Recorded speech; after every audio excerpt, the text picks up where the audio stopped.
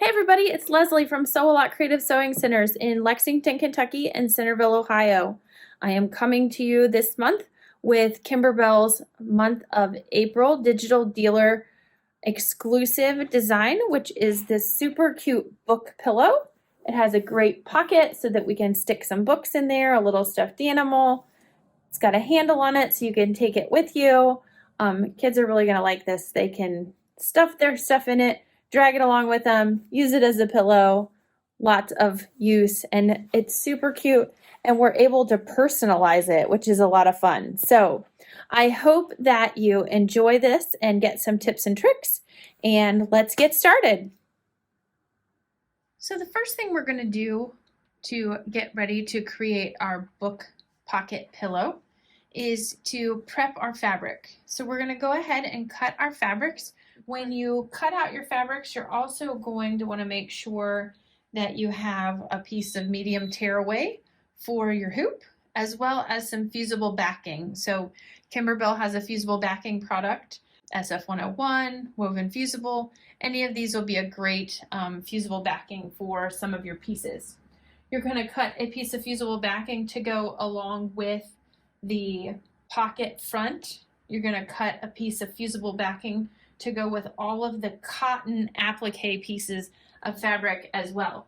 So you're going to have a couple pieces of felt that are cut out, a piece of leather. We're going to set those aside, and then we're going to take our cotton fabrics that we've cut matching fusible backing for. I'm just going to lay those all out, and we're going to press or iron those fusible backings to the back sides of our applique fabrics. I always like to spray a little flatter on my fabrics before I press them. Just gets out any wrinkles from folds. You can use a heat press or your iron to do this fusing with. Once they're all fused together, I'm going to take and lay these aside along with my felt and my leather pieces. And then we're going to also make sure that one side, you're going to cut two pieces of your cream color or your pocket fabric. And I'm going to make sure that on one piece, I'm going to fuse this fusible backing to it. The other piece is going to be for your lining that we're going to use later. Once we have everything fused, we're going to move over to the table so that we can mark the background so that we know where we're going to stitch our embroidery. Once we have everything fused, we're going to start marking the center position. So on the right side of the background or the pocket fabric, we're going to find the center. We're just going to mark a vertical and a horizontal line. I'm using a wash away pin to do this with. This piece is 21.5 inches, or 21 inches, excuse me, in length. So I know that I'm going to want this center line at 10.5. If you don't want to do math or measure it, you could always fold them over, slide your ruler in, make sure they're lined up, and get your straight line that way as well. Once I have that way, I'm going to do my horizontal. And again, you can fold this up until it matches a little bit this way with that crease, but then you can mark it with your pin. Once you have the center marks, you're going to make sure that you have a top indicated. And from there, we're going to mark 1 inch above the crosshairs. So to the top side of this crosshair. So I'm just going to set my ruler on that line, the 1 inch mark on that line, create line A. So again, we're 1 inch above that center line. From here, we're going to go ahead and hoop things up. So from here, we're going to hoop our fabric and our stabilizer. So I'm just using a piece of medium tearaway, and I'm actually going to hoop my fabric. So it's very important when you're doing this, make sure that your hoop is right side up. So just like your hoop would attach to your sewing machine, so my attachment is over here on the left. This is how I would slide my hoop onto the machine. I want to make sure that my inner hoop ring is identified as the correct direction, that I haven't flipped it over upside down. So I want to make sure that I can read the numbers or the lettering that are on the hoop as I would be sliding it into the machine. That makes sure that my registration points are in the right place for the center of my hoop, which is what we're going to use to hoop this with. So I'm going to line those registration marks up, the side ones, with that A line, the above one, and then I'm going to mark my vertical line with the two in my center, and then press it down. And if you didn't already do it, make sure you release your quick release and unscrew your hoop screw so that it'll make it nice and easy for this to fit down in. And then I can tighten my hoop back up. So now everything is ready to stitch. So I'm going to take this to the machine and I'm going to load the embroidery design. Once your fabric is hooped and the hoop is attached to the machine, you have the design called up for that correct size hoop. You're going to put in your first color, which is actually going to be the piece the color that is used for all your placement and applique stitches. So you can pick a neutral color for that. I'm going to use a little bit darker color than I normally would just because I want you to be able to see it on the video.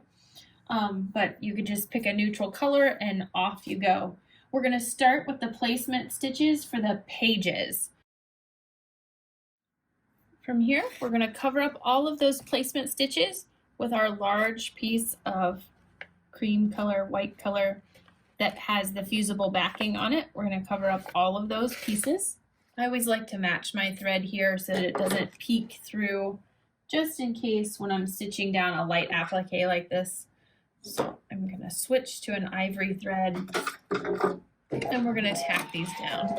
If you're worried about fabric shifting when you're doing the appliques, you can always tape it in place.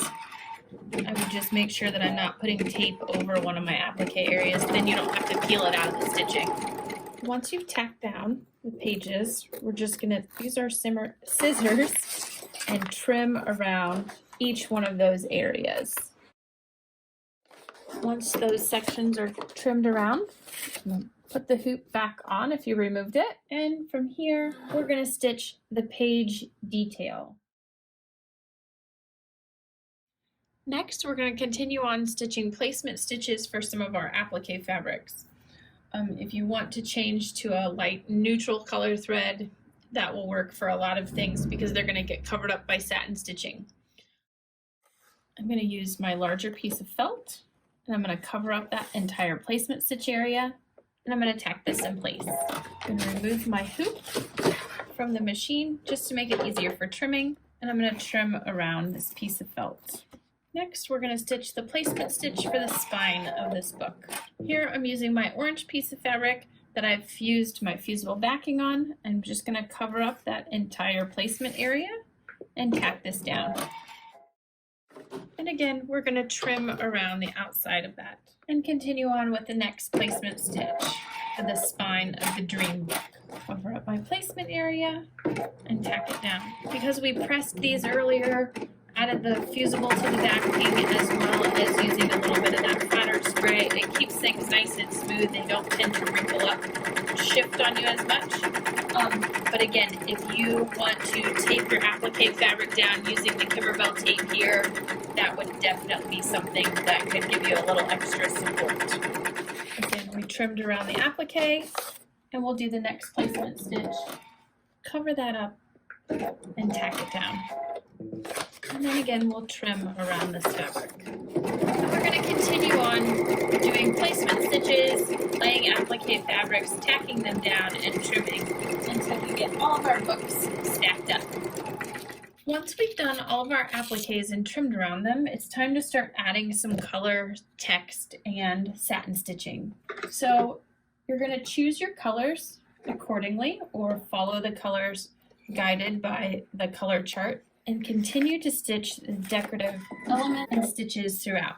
So the next thing we're going to stitch is the word inspire on the spine of our bottom book in the stack. I'm going to use a blue.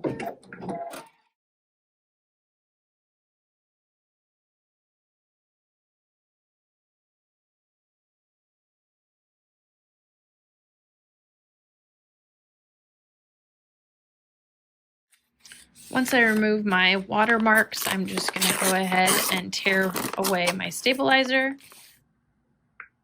So with my machine set for a straight stitch, I'm going to go ahead and lengthen. When I do top stitching, I like to have my stitch length at maybe a 3 or even a 3.5. So I've taken and pressed open the seams on both sides where I've attached that center piece to the pocket front and the pocket lining. Once those are pressed open, I'm going to take and fold this in half, right sides together, and then press along this fold. Once you have that done, we're going to measure and trim. So the width of the pocket should equal 19 inches from this side to this side. So we started off with a piece that was larger than that. We're going to go ahead and trim off an equal amount on either side to create a 19-inch pocket. To do this, you should have started with a 21-inch width. So we're going to trim down 1 inch off either side. So once we have our 19-inch width, we want to measure down from the top 12.5 inches. Once we're down 12.5 inches, we're going to trim across the bottom.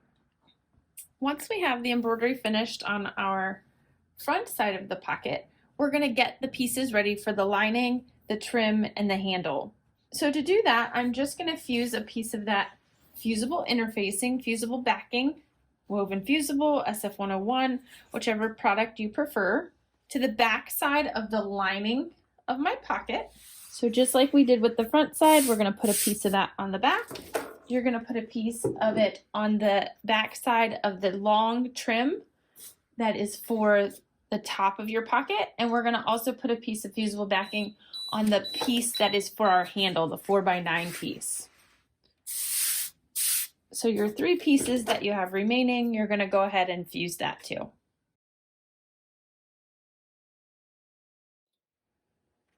Once we have those all fused, I'm going to set aside my trim and my 2 pieces for the pocket, the lining in the front.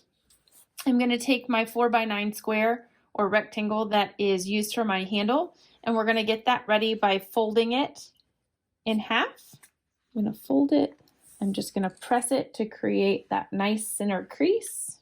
And then from here, I'm going to open that back up. And then from each side, I'm going to bring in to that center line. And I'm going to press this. I'm going to bring this side into the center and press it as well. Once I have these both pressed to the center this way, then I'm going to take and I'm going to fold on that crease that I created. It's hot, so you might want to wait a second. That fabric gets warm. Once I have it, I'm going to make sure everything lays flat in the middle. I can tuck those in.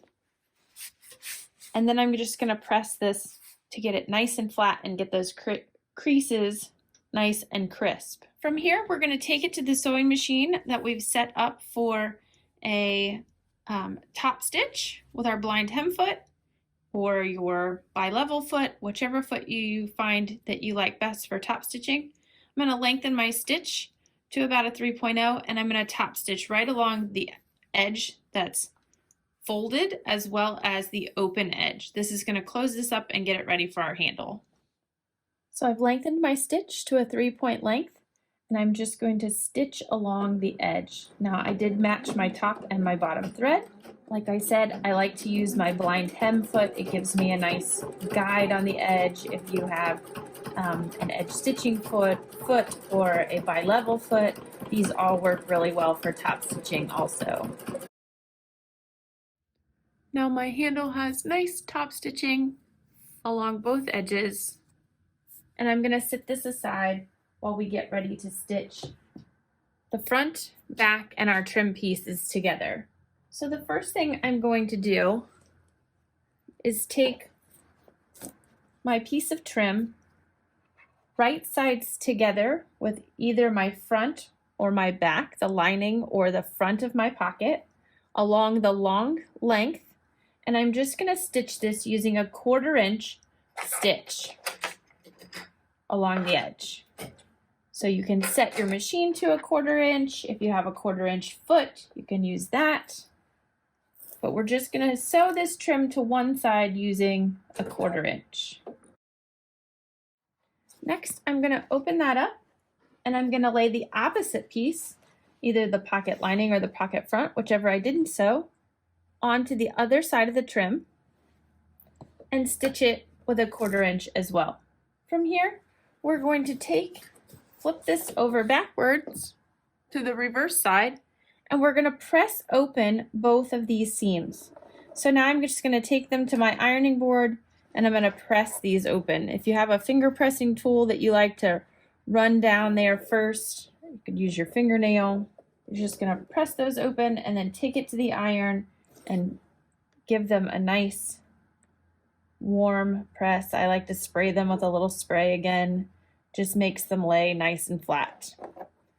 And then we're going to come back and do the next stitching step. Once we have both sides of those seams pressed open, we're going to take and fold this right sides together, lining up the bottom pieces of the pocket. Once we have that done, then we're going to take and sew across a 1/2 inch with a 1/2 inch seam allowance just across the bottom. We're going to leave the ends open. So you just want to fold this in half, right sides together. And if you want to pin these bottom layers together, you're just going to stitch 1/2 inch. Once we've stitched this 1/2 inch seam allowance across the bottom, you're just going to turn this right side out to expose that design on the one side. And once you have it, you're going to take it, you're going to fold that back. I like to kind of do that same thing where I press open that seam a little bit, not really open, but from the outside, press open that seam, get it nice and flat so that that can be directly at the bottom. And your trim piece will be folded in half. And I like to line up these two sides where it was seamed. And then we're just going to press that nicely all the way across. And then we're going to get ready to attach our pocket to the front of our pillow. Once we've seamed the bottom of this pocket piece with that 1/2 inch seam allowance, you're going to turn it right side out, open everything up, use that crease we created along the top, use that hem that's created along the bottom. We're going to smooth this and press this out nice and clean, making sure to cover this up with a pressing cloth. Once you have that done, I'm going to set that aside. I'm going to grab my ruler and my water-soluble pen. And while I have my pillowcase form laid out on the table with my zipper pull to the left-hand side, right side facing up, I'm going to lay my ruler across 1 inch across those zipper teeth, and I'm going to draw a line 1 inch above those zipper teeth, marking that 1 inch. Once I have that mark, I'm going to take the bottom edge, I'm going to flip this so that it's laying with the picture side, the right side down, and I'm going to lay this centered on that 1 inch line. You can pop a couple pins in here, and then we're going to stitch this across here with a 1/4 inch. So the bottom edge is going to be lined up with that mark that you just created all the way across, and we're going to use our 1/4 inch and stitch this down. So I'm just sewing a 1/4 inch from that line or from the edge of that fabric. Once I have that stitched down, I'm going to take and open that pocket back up, and you can press this down here along this bottom edge, and then I'm just going to take some pins and pin this in place on both sides. And now I'm going to use a 1/4 inch up the side and a 1/4 inch up this side. Now that we have our pocket stitched on, we're going to place our handle, and to do that we're just going to fold this in half, hot dog ways, so long ways, to find the center point here. I'm just going to take a pin and stick there so I know where my center is. I'm going to open this back up. I now have my center marked with my pin, and we're going to measure 2.5 inches from either side of that pin. I'm just going to mark 2.5 with another pin, so I'm just going to pull out. So that is where I'm going to apply my handle. I'm just going to take and pin my handle in place. From here, I'm going to unzip my zipper. So I'm going to open my zipper up 3/4 of the way or more, just making sure that pull stays out of the way, but just unzip that zipper. I leave a little room on that side, and then I'm going to fold my pillow up. Next, I'm going to use a 1/2 inch seam allowance and I'm going to stitch the 3 open sides. So I'm going to go up, around, and back down, making sure those are all nice and lined up. And then we're going to turn through the opening where our zipper is and have our pillow. I'm going to make sure when I start that both my zipper tapes are facing the same direction and they're not up or down. I'm just going to pull them back and start my stitch from here. Remember, that's going to make this first part of your stitch very thick. So I'm going to use my clearance plate or hump jumper tool to get started. So what I'm going to do is I'm going to line this up with my 1/2 inch. I'm going to bring my needle down into the fabric. Then you've got 2 widths here. I'm going to take the thicker side and I'm going to slide it back behind, right up against my fabric, underneath my foot. Then when I drop my presser foot, instead of my foot traveling up a little hill to get over that, it's going to start nice and level. So as I start to sew, it's going to push that tool out from behind. And I always like to take a couple locking stitches here.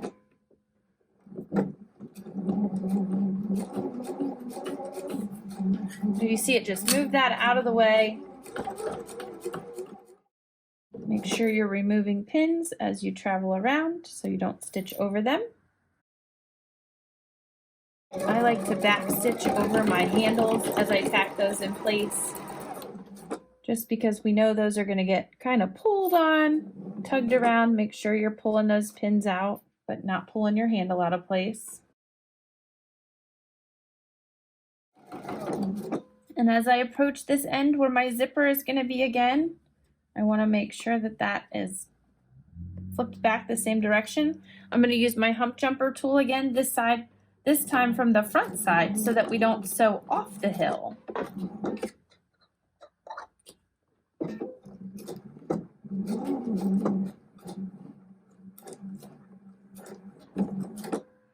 This side, we just have to be a little bit careful as we stitch off with the hump jumper tool. This time it's drawing that into. So once we are out from under the fabric, I'm just going to lift my foot and remove this, and I'm done. Keeps me from having skip stitches, and just helps it to start on and off a little bit neater using that tool.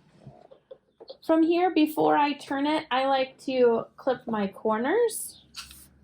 Just kind of reduces the bulk a little bit when we turn things. You just don't want to clip over your zipper, so just be cautious on that end. You don't want to chunk out your zipper. But these bottom corners, it makes it nice. And then we're just going to reach through the zipper, turn this right side out. Use your point turner and poke out those corners.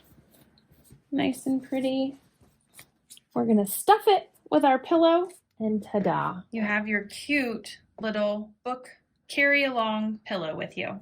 So once we have our pocket and handle attached and our pillow all sewn up, I'm just going to take my pillow form, my 18-inch Kimberbell pillow form. I'm going to insert this in,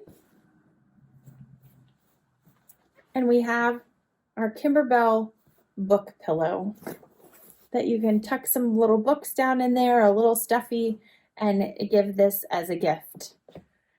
Everybody will love it. I hope you guys enjoyed this project. I can't wait to share with you during our Zoom live class all the other ideas that we can come up with for book pillows, for this cute embroidery design. So make sure you join me there. And I look forward to seeing you next time. Thanks.